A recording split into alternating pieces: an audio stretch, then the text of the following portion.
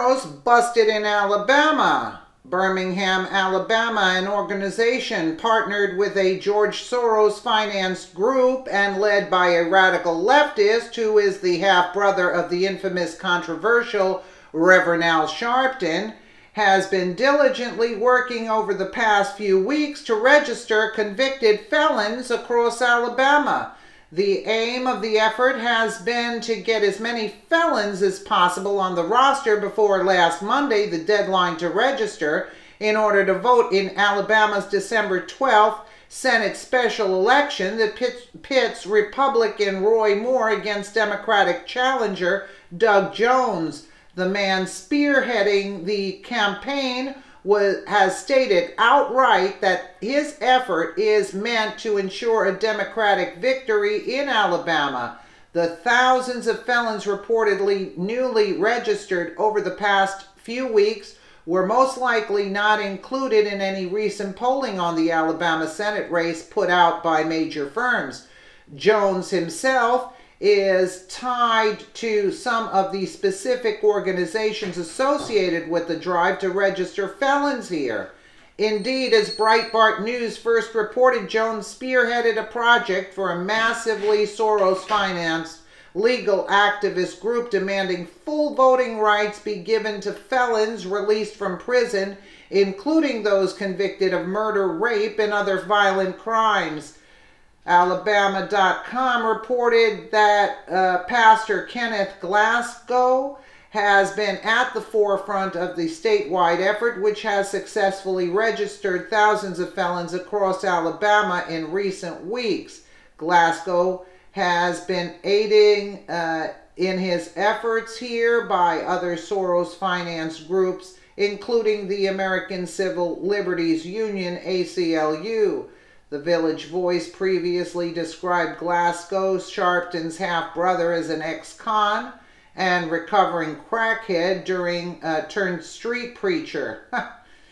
Glasgow is currently president of a group he founded in 1999 calling itself the Ordinary People Society, TOPS, and he is the former leader of another organization, the Radical Free Alabama Movement. Yeah, give me a break. And it goes on to saying, a Soros-funded group called the Campaign Legal Center filed a lawsuit against Alabama last year calling for public educational campaign to inform felons of their regained right to vote.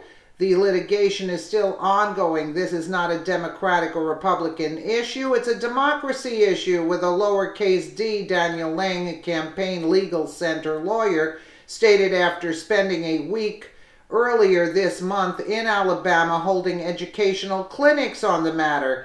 Do you honestly think that this is what they care about? Doug Jones himself has spearheaded numerous Brennan projects, including one seeking full voting rights nationwide, given to all felons released from prison, regardless of their crimes.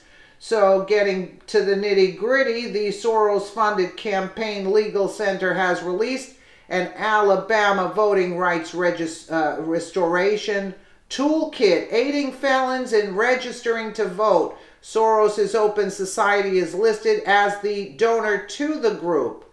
This is all a plot to get, so Soros Open Society Foundation gave a whopping $50 million to the alliance to aid its decriminalization efforts. You see? So this is all a plot in order to not get Roy Moore elected. Who are these felons? As if they care about it? Anybody?